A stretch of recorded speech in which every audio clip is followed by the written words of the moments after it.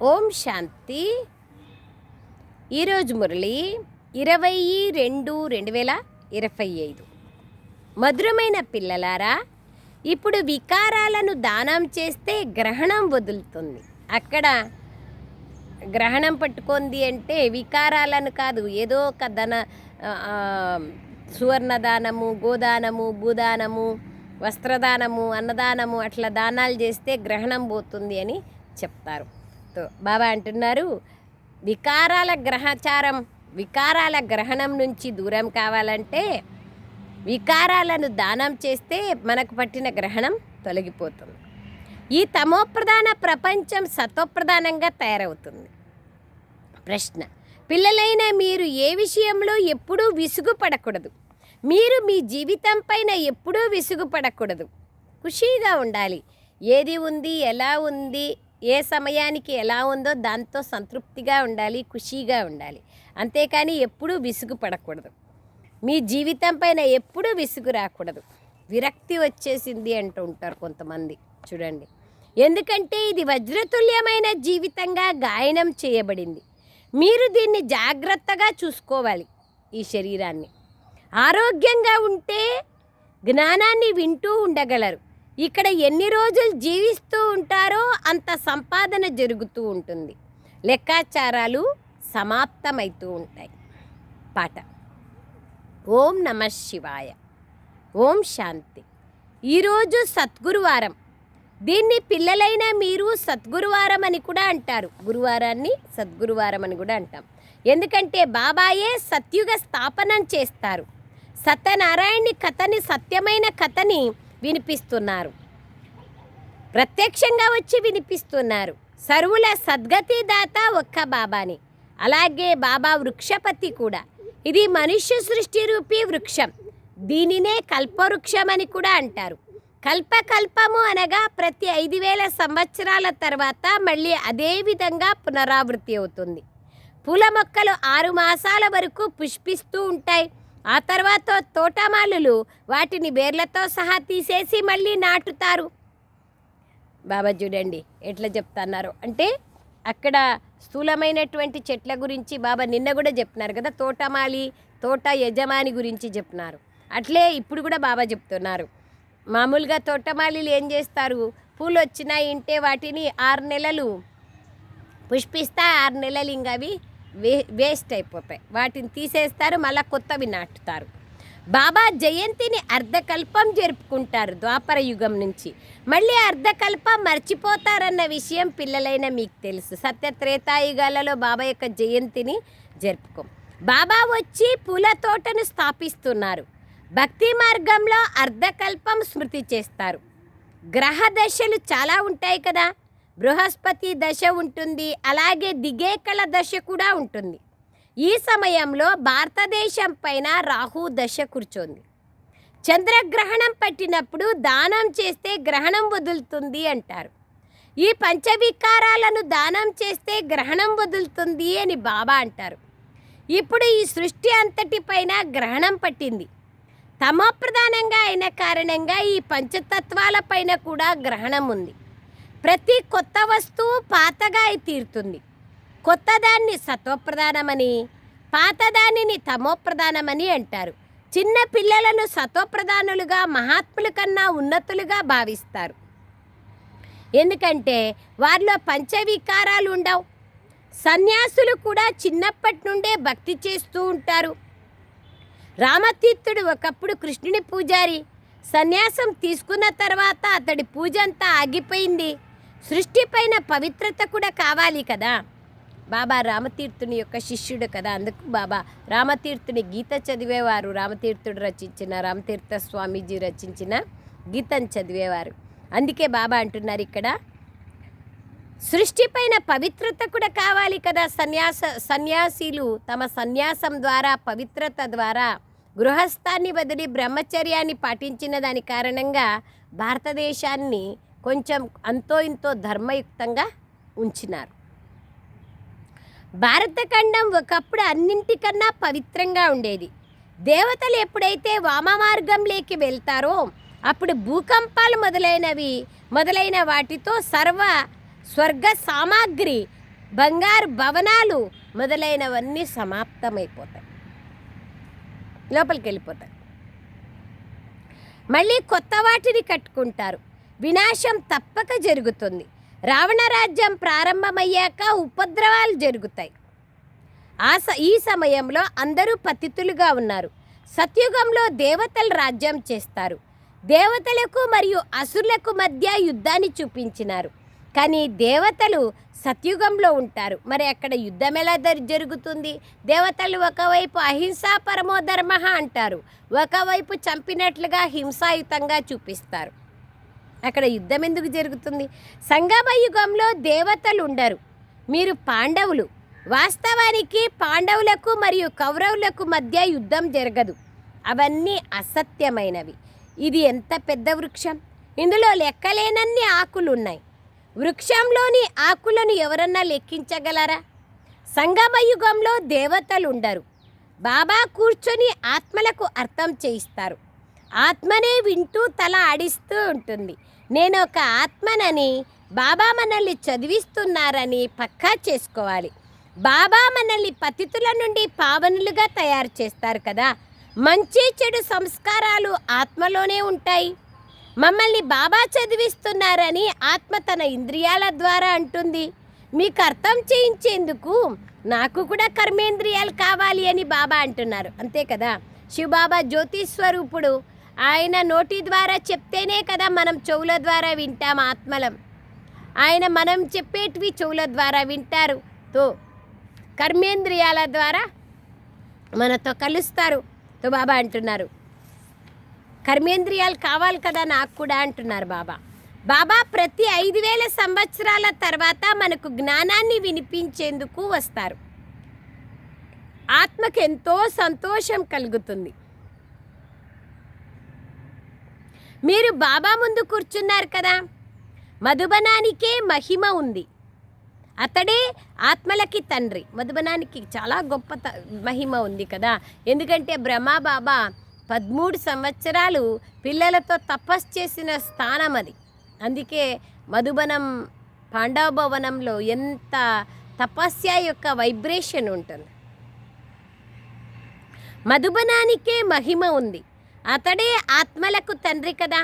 అందుకే అతన్నే అందరూ పిలుస్తారు. సమ్ముఖంగా ఇక్కడ కూర్చోవడం మీకు చాలా నచ్చుతుంది. కానీ అందరూ ఇక్కడ ఉండలేరు కదా. మీ వ్యవహారాలను మరియు సేవలను కూడా చూసుకోవాలి. ఆత్మలు సాగరుడి వద్దకు వస్తాయి, ధారణ చేసి ఇతరులకు వినిపించాలి. లేకపోతే ఇతరుల కళ్యాణం ఎలా చేయగలుగుతారు? జ్ఞాని యోగి ఆత్మలకు ఇతరులకు కూడా అర్థం చేయించాలనే అభిరుచి ఉంటుంది. ఎందుకు ఉంటుంది అట్లా? జ్ఞాని యోగి ఆత్మల కంటే తాను ఏదైతే పొందినామో, మనం ఏదైతే పొందినామో దాన్ని ఇతరులకు కూడా మనం చెప్పాలి అనేటువంటి పరితపన మనలో ఉంటుంది. జ్ఞాని యోగి ఆత్మలకు ఇతరులకు అనుభవం చేయించాలా, అర్థం చేయించాలనే అభిరుచి ఉంటుంది. శివ జయంతిని జరుపుకుంటారు కదా. భగవాను వాచ అని కూడా ఉంది. భగవాను వాచ అని కృష్ణుడిని అనడానికి వీల్లేదు. అతడు దైవీ గుణాలను కలిగిన ఒక మానవుడు. దేవతా ధర్మం అని కూడా అంటారు. ఇప్పుడు దేవీ దేవతా ధర్మం లేదని, దాని స్థాపన జరుగుతోందని పిల్లలకు తెలుసు. ఇప్పుడు మేము దేవీ దేవతా ధర్మానికి చెందిన వారమని మీరు అనరు. మన బ్రాహ్మణ సాంప్రదాయాలు ఇప్పుడు భవిష్యంలో దేవీ దేవతా సాంప్రదాయాలుగా అవుతాం. ఇప్పుడు మీరు బ్రాహ్మణ ధర్మానికి చెందిన వారు దేవీ దేవతా ధర్మం వారిగా అవుతున్నారు. దేవతల నీడ కూడా ఈ ప్రపంచం పైన పడదు. దేవతలు ఈ ప్రపంచంలోకి రాలేరు. మీకోసం ఒక కొత్త ప్రపంచం కావాలి కదా. మనం పవిత్రమైతే మనకు పవిత్ర ప్రపంచం కావాలి కదా. మన కోసం బాబా కొత్తింటిని కడుతున్నారు. లక్ష్మిని పూజించేటప్పుడు ఇంటిని ఎంత శుభ్రం చేస్తారు, లక్ష్మీదేవిని. అలాగే మరి ఈ సృష్టి కూడా ఎంత శుభ్రం కావాలి. మొత్తం ఈ పాత ప్రపంచమంతా సమాప్తమైపోతుంది. మనుషులు లక్ష్మి నుండి ధనాన్ని మాత్రమే కోరుకుంటారు. మరి లక్ష్మి గొప్పదా, జగతంబ గొప్పదా? జగతంబే గొప్పది కదా. జగతంబ ఆలయాలు కూడా ఉంటాయి. వారి మేళ కూడా చాలా బాగా వైభవంగా జరుగుతుంది. అంతేకాకుండా విశేషంగా మనోకామనలన్నీ పూర్తి అవుతాయి. లక్ష్మీదేవి నుంచి ధనం మాత్రమే ఆశిస్తారు కదా. ఆలయాలు కూడా ఎన్నో ఉన్నాయి. కానీ మనుషులకి ఏమీ తెలియదు. లక్ష్మీ స్వర్గానికి యజమాని అని, జగతంబ సరస్వతియే మళ్ళా లక్ష్మిగా అవుతుందని మీకు తెలుసు. మీ పదవి ఎంతో ఉన్నతమైనది, దేవతల కంటే ఉన్నతమైనది బ్రాహ్మణ పదవి. దేవతల పదవి మీ పదవి కన్నా చిన్నదే. చూడండి, బ్రాహ్మణుల యొక్క గొప్పతనం, సంకల్పాలలో శ్రేష్టత్వం, ఆచరణలో శ్రేష్టత్వం దేవతల కంటే ఉన్నతమైనది. ఈ బ్రాహ్మణ జన్మలోనే ఇంకా మనకి ఈర్ష్య, ద్వేషాలు, అసూయ, పగ, ప్రతీకారాలు అన్నీ ఏవేవో ఉంటే, స్వార్థము, పేరు కావాలి, కీర్తి, గౌరవము, ప్రతిష్టల ఆకాంక్షలు ఇవన్నీ ఉంటే బ్రాహ్మణుడిగా ఎట్లయితాం? బ్రాహ్మణ ధర్మము, బ్రాహ్మణ జన్మ గొప్పది ఎప్పుడైతుంది? ఇవన్నీ పోతే అవుతుంది. బాబా అంటున్నారు, దేవతల జన్మ కూడా చిన్నదే. బ్రాహ్మణ జన్మ కంటే దేవతల పదవి కూడా చిన్నదే. బ్రాహ్మణులైన మీరే ఉన్నతోన్నతమైన వారు. మిమ్మల్నే వారు పిలకగా చూపించారు. మీరే గాయనం చేయబడ్డారు. జగత్తంబ అయిన సరస్వతి నుండి సృష్టి రాజ్యం లభిస్తుంది.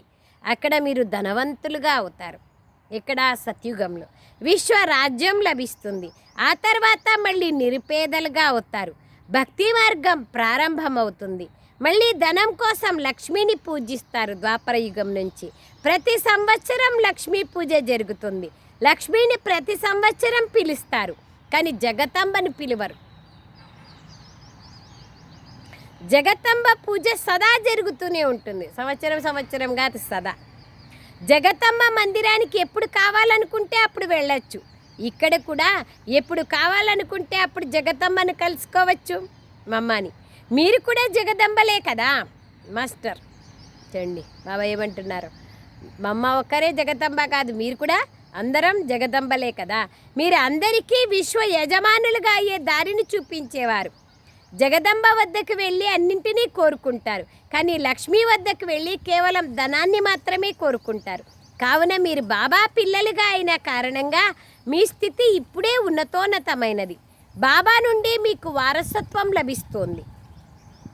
అన్నీ వారసత్వ రూపంలో గుణాలు, శక్తులు, అన్ని ఖజానాలు లభిస్తున్నాయి. ఇప్పుడు మీరు ఈశ్వరీయ సాంప్రదాయంలో ఉన్నారు. మళ్ళీ మీరు దైవీ సాంప్రదాయంలోకి వెళ్తారు. భవిష్యత్తులో కావలసిన మనోకామనలన్నీ ఈ సమయంలో పూర్తి అవుతాయి. మనుష్యులకు కోరికలైతే ఉంటాయి కదా, ఇప్పుడు మీ మనోకామనలన్నీ పూర్తి అవుతాయి. ఇది ఒక అసురీ ప్రపంచం. ఎంతమంది పిల్లలను జన్మిస్తున్నారో చూడండి, జన్మనిస్తున్నారో. సత్యుగంలో కృష్ణుని జన్మ ఎలా జరుగుతుందో పిల్లలైన మీకు సాక్షాత్కారం చేయించడం జరుగుతుంది. అక్కడ అన్ని నియమానుసారంగా జరుగుతాయి. పిల్లలు జన్మిస్తే ఇక్కడ ఎంత దుఃఖం, అక్కడ దుఃఖం ఉండదు. దుఃఖం అనేదే ఉండదు. అందుకే దానిని సుఖధామం అని అంటారు. మీరు అనేక సార్లు సుఖాన్ని అనుభవించారు, అలాగే అనేక సార్లు ఓడిపోయారు కూడా. మళ్ళీ విజయాన్ని కూడా పొందుతారు. ఇప్పుడు బాబా చదివిస్తున్నారని మీకు స్మృతి కలిగింది. విద్యార్థులు స్కూల్లో జ్ఞానాన్ని చదువుతారు, అలాగే మర్యాదలు కూడా నేర్చుకుంటారు. కానీ ఈ లక్ష్మీనారాయణల వంటి మర్యాదను నేర్చుకోరు. ఇప్పుడు మీరు దైవీ గుణాలను ధారణ చేస్తున్నారు. సర్వగుణ సంపన్నులు అని వారినే మహిమ చేస్తారు. కావున ఇప్పుడు మీరు ఈ విధంగా తయారవ్వాలి. పిల్లలైన మీరు ఈ జీవితం పైన ఎప్పుడూ విసుగు రాకూడదు, బేజారు కాకూడదు. ఎందుకంటే ఇది వజ్ర సమానమైన జీవితంగా గాయనం చేయబడింది. దీని సంభాళన కూడా చేసుకోవాలి. ఈ శరీరాన్ని ఆరోగ్యంగా ఉంటే జ్ఞానం వింటూ ఉండగలరు. అనారోగ్య పరిస్థితుల్లో కూడా జ్ఞానం వినొచ్చు, బాబాను కూడా స్మృతి చెయ్యొచ్చు. ఇక్కడ ఎన్ని రోజులు ఉంటారో అంత సుఖంగా ఉంటారు. సంగమ యుగంలో సంపాదన జరుగుతూ ఉంటుంది. లెక్కాచారాలన్నీ సమాప్తమైతూ పోతాయి. బాబాని స్మృతి చేసినంత లెక్కాచారాలన్నీ సమాప్తమవుతాయి. బాబా సత్యుగం ఎప్పుడు వస్తుంది అని అంటారంట కొంతమంది. ఈ ప్రపంచం చాలా అసహ్యంగా ఉంది అని పిల్లలు బాబాతో అంటారు. అరే ముందు కర్మాతీత స్థితినైతే తయారు చేసుకోండి అని బాబా అంటారు. ఎంత వీలైతే అంత పురుషార్థం చేస్తూ ఉండండి. శివబాబాను స్మృతి చెయ్యండి అని పిల్లలందరికీ నేర్పించాలి. ఇదే అవ్యభిచారమైన స్మృతి. ఒక్క శివుని మాత్రమే భక్తి చేయడం. అవ్యభిచారి భక్తి. అదే సత్వప్రధాన భక్తి. మళ్ళీ దేవతలను స్మృతి చేయడం సాత్వికమైన భక్తి. లేస్తూ కూర్చుంటూ సత్వప్రధానమైన భక్తి, శివుణ్ణి గుర్తు చేసుకోవడం, శివుని పూజ చేయడం, శివుని మందిరాలు కట్టడం. సతో సామాన్యమైన సాత్వికమైన భక్తి దేవతలని గుర్తు చేసుకోవడం, దేవతలను స్మృతి చేయడం. తమో ప్రధాన భక్తి మరియు భూత పూజ భక్తి, రజోప్రధాన భక్తి ఇప్పుడు మనం అందరం చూస్తున్నాం.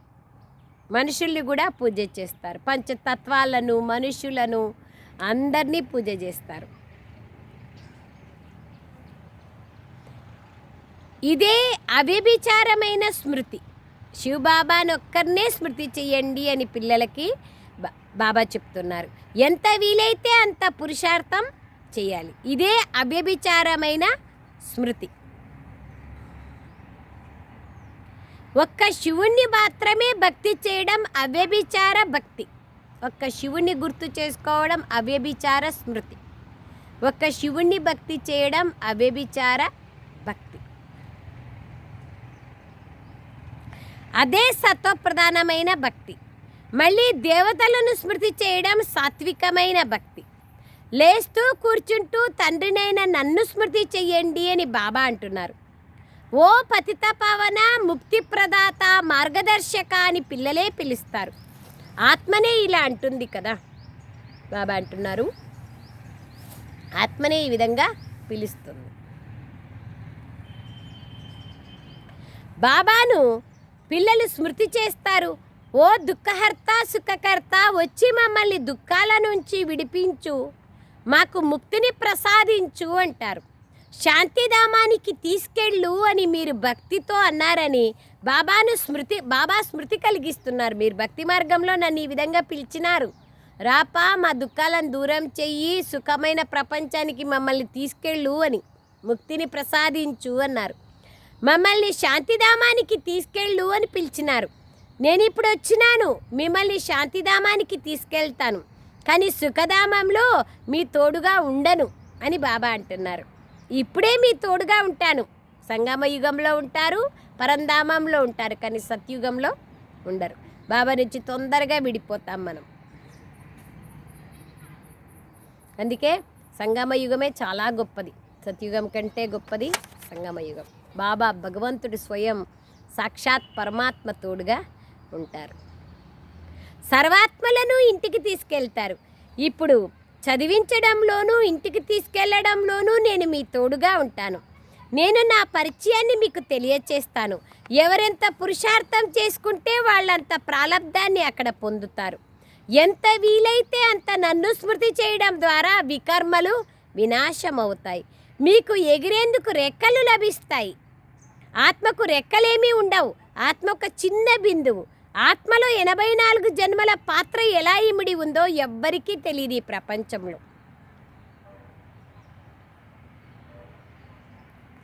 ఆత్మ పరిచయం కానీ పరమాత్మ పరిచయం కానీ ఎవ్వరిలోనూ లేదు. అందుకనే బాబా అంటున్నారు, నేను ఎవరినో ఏ విధంగా ఉన్నానో ఆ విధంగా నన్నెవ్వరూ తెలుసుకోలేరు. నా ద్వారానే నన్ను, నా రచనను తెలుసుకోగలరు. నేనే వచ్చి పిల్లలైన మీకు నా పరిచయాన్ని ఇస్తాను. స్వయంగా డైరెక్ట్గా చెప్తున్నారు శివుడు బ్రహ్మ ముఖారవిందంగా. ఆత్మ అంటే ఏమిటో కూడా అర్థం చేయిస్తాను. దీనినే ఆత్మానుభూతి అంటారు. ఆత్మ భృకుటి మధ్యలో ఉంటుంది. భృకుటి మధ్యలో మెరుస్తున్న ఒక అద్భుత నక్షత్రం అని కూడా అంటారు. కానీ వాస్తవంగా ఆత్మ అంటే ఏమిటో ఎవ్వరికీ తెలియదు. భృకుటి మధ్యలో ఒక నక్షత్రం ఉంటుంది అని మీరు అంటారు. ఆ నక్షత్రాన్ని ఎలా చూడగలరు? బొట్టు కూడా ఒక బిందువులాగా పెట్టుకుంటారు.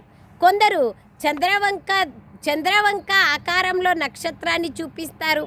వాస్తవానికి ఆత్మ ఒక నక్షత్రం వంటిది. మీరు జ్ఞాన నక్షత్రాలు. ఏమన్నారు బాబా? ఇంతకుముందు మీరు జగతంబలు. ఇప్పుడు బాబా ఏమంటున్నారు? మీరు జ్ఞాన నక్షత్రాలు. మిగిలిన ఆ సూర్యుడు, చంద్రుడు, నక్షత్రాలన్నీ ఈ భూనాటక రంగానికి ప్రకాశాన్నిచ్చే లైట్ల వంటివి. అవి దేవతలు కాదు.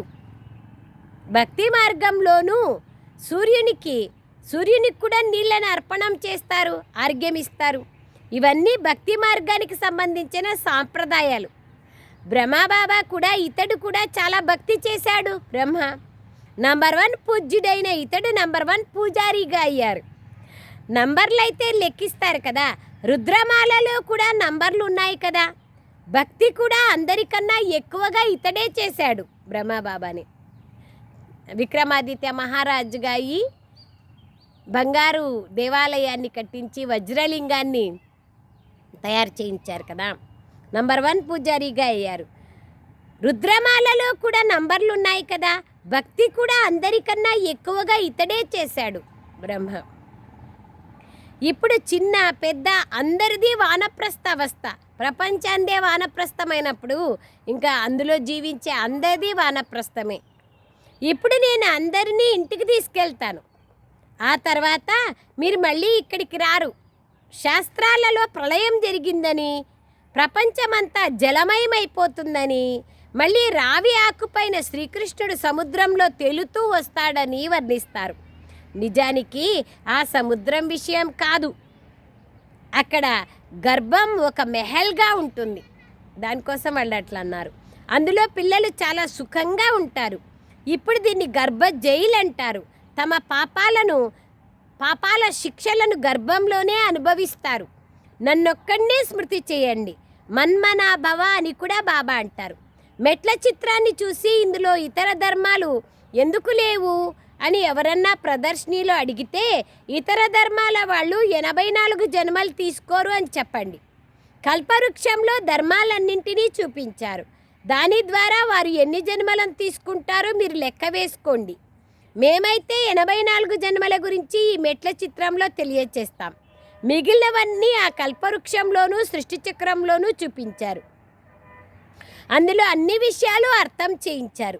లండన్ ఎక్కడుందో, పలానా పట్టణం ఎక్కడుందో మ్యాప్లో చూడగానే బుద్ధిలోకి వచ్చేస్తుంది కదా. ప్రపంచ మ్యాప్ చూస్తే బాబా ఎంత సహజంగా అర్థం చేయిస్తున్నారు.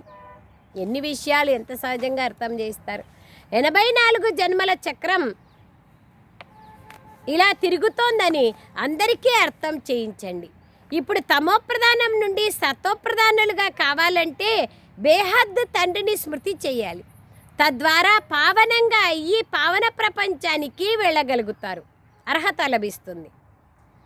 ఎంత సమయం దొరికితే అంత సమయం బాబాను స్మృతి చేయడం ద్వారా అది అలవాటుగా అయిపోతుంది. అనేక మార్లు చేసిండే పని అలవాటుగా మారిపోతుంది. బాబా స్మృతిలో మీరు ఢిల్లీ వరకు నడుస్తూ వెళ్ళినా అలసట అనిపించదు. సత్యమైన స్మృతి ఉంటే దేహాభిమానం తొలగిపోతుంది. అండర్లైన్ చేసుకోండి పాయింట్లన్నీ. సత్యమైన స్మృతి ఉంటే దేహాభిమానం తొలగిపోతుంది. తద్వారా అలసట అనిపించదు. చివర్లో వచ్చేవారు స్మృతిలో ఇంకా తీవ్రంగా ముందుకెళ్తారు. బాబా అంటున్నారు, చివర్లో వచ్చేవాళ్ళు అంత వైరాగ్యం వచ్చేసి ఉంటుంది. సో స్మృతిలో కూడా ముందుకు వెళ్ళిపోతారు. अच्छा, मीठे मीठे सिखलदे बच्चों प्रति माता पिता बाप दादा का याद प्यार और गुड मॉर्निंग. रूहानी बाप की रूहानी बच्चों को नमस्ते. हम रूहानी बच्चों की रूहानी माता पिता बाप दादा को याद प्यार गुड मॉर्निंग और नमस्ते नमस्ते नमस्ते बाबा नमस्ते. థ్యాంక్ యూ బాబా. సారాంశం, ఒక్క బాబా యొక్క అవ్యభిచారి స్మృతిలో ఉంటూ దేహాభిమానాన్ని సమాప్తం చేసుకోవాలి. స్వయం కర్మాతీత స్థితిని తయారు చేసుకునేందుకు పురుషార్థం చేయాలి.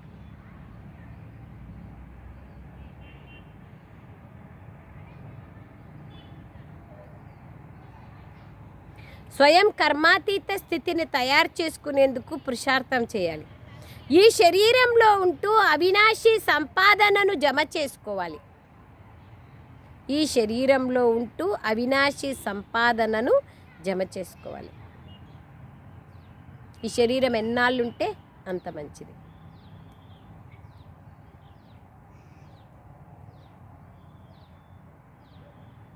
అంత సంభాళన చేసుకుంటే ఉంటుంది. జ్ఞాని ఆత్మగా అయ్యి ఇతరుల సేవం చేయాలి. బాబా ఏదైతే వినిపించారో దాన్ని ధారణ చేసి ఇతరులకు వినిపించాలి. పంచవికారాలను దానం చేసి రాహుగ్రహణం నుండి ముక్తులుగా కావాలి. జ్ఞాని ఆత్మగా ఈ ఇతరులకు సేవ చేయాలి. బాబా ఏదైతే వినిపిస్తున్నారో దాన్ని ధారణ చేసి ఇతరులకు వినిపించాలి. పంచవికారాలను దానం చేసి గ్రహణాన్ని దూరం చేసుకోవాలి. వరదానం. ఐకమత్యము మరియు ఏకరస స్థితి ద్వారా భూమిని ఫలదాయకంగా చేసే ధైర్యవంతులుగా కండి. ఐకమత్యంగా ఉండండి. ఒకే తండ్రి పిల్లలం చెప్పడానికి మాత్రమే కాదు, హిందూ ముస్లిం సిక్కు ఈసాయి బాయి బాయి అంటాం. సో మనలోనే పరస్పర ద్వేషాలు ఉంటే, ఈర్ష్యా ద్వేషాలు, ఐకమత్యమే లేకపోతే సో దానివల్ల నష్టం కదా, వేస్ట్. ఐకమత్యము మరియు ఏకరస స్థితి ద్వారా భూమిని ఫలదాయకంగా చేసుకునే ధైర్యవంతులుగా కండి. వివరణ. ఎప్పుడైతే పిల్లలైన మీరు ధైర్యవంతులుగా ఈ సంఘటనలో ఐకమత్యంగా మరియు ఏకరస స్థితిలో ఉంటారో లేదా ఒకే కార్యంలో నిమగ్నమైపోతారో అప్పుడు స్వయం సదా ప్రఫుల్లితంగా ఉంటారు. అది ఖుషీగా ఉంటారు. మరియు భూమిని కూడా ఫలదాయకంగా తయారు చేస్తారు. ఏ విధంగా ఈ రోజుల్లో ఇప్పుడిప్పుడు బీజం వేయగానే త్వరగా ఇప్పుడిప్పుడే ఫలం లభించే విధంగా చేస్తున్నారు సైన్స్ ద్వారా. అలాగే సైన్స్ శక్తి ద్వారా సహజంగా మరియు తీవ్రగతితో ప్రత్యక్షతను చూస్తారు. సైలెన్స్ శక్తి ద్వారా ఎట్లా వాళ్ళు సైన్స్ శక్తి ద్వారా చూపిస్తారో అట్లా మీరు సైలెన్స్ శక్తి ద్వారా సహజంగా తీవ్రగతితో ప్రత్యక్షతను చూస్తారు. జరుగుతుంది ఇప్పుడు. ఎప్పుడైతే స్వయం నిర్విఘ్నులుగా ఒక్క బాబా లగన్లో మగనై ఉంటారో, ఐకమత్యంతో మరియు ఏకరసంగా ఉంటారో అప్పుడు ఇతర ఆత్మలు కూడా స్వతహాగా సహయోగులుగా అవుతారు మరియు భూమి ఫలదాయకంగా అయిపోతుంది. స్లోగన్. ఎవరైతే అభిమానమును గౌరవంగా భావిస్తారో వారు నిర్మాణ చిత్తులుగా కాలేరు. అభిమానంగా ఉంటారు, అదే గౌరవం అనుకుంటున్నారు వాళ్ళు. దాని ద్వారా నిర్మాణులుగా నమ్రతగా ఉండలేరు. అవ్యక్త సూచన అంటే ఈ నెలంతా ఈరోజు వరదానం కూడా ఐకమత్యంగా ఉండండి, ఏకాంతంగా కండి. అవ్యక్త సూచన. ఏకాంత ప్రియులుగా అవ్వండి. ఐకమత్యాన్ని మరియు ఏకాగ్రతను ధారణ చేయండి. ఏకాంతవాసి మరియు రమణీకత ఈ రెండు పదాలలో చాలా వ్యత్యాసం ఉంది, కానీ సంపూర్ణతలో రెండింటి సమానత ఉండాలి. ఎంతగా ఏకాంతవాసియో అంతగానే తోడుగా రమణీకత కూడా ఉండాలి. బాబా జతలో రమణీకత పాటలు పాడడంలో, చిత్రలేఖనంలో, ఇతరులకు బాబా సందేశాన్ని ఇవ్వడంలో అన్నింటిలోనూ రమణీకత ఉండాలి. అది రమణీకత. ఏకాంతంలో రమణీకత మాయమైపోకూడదు. అట్లా కాదు ఎక్కడెక్కడో ఒంటరిగా పోయి కూర్చొని ఇంకా రమణీకతే లేకుండా ఉండకూడదు. రెండు సమానంగా మరియు తోడుగా ఉండాలి. ఇప్పుడిప్పుడే ఏకాంతవాసీలు, ఇప్పుడిప్పుడే రమణీకత. ఎంత గంభీరతనో అంతగానే కలుపుగోలుతనం కూడా ఉండాలి. కలుపుగోలుతనం అనగా అందరి సంస్కారాలు మరియు స్వభావంతో కలిసిపోవడం. వీళ్ళు బాగా కలుపుకుంటారప్ప అందరినీ అంటే బాగా కలిసిపోతారు అని అర్థం. అచ్చా. ఓం శాంతి. థ్యాంక్ యూ బాబా. Thank you.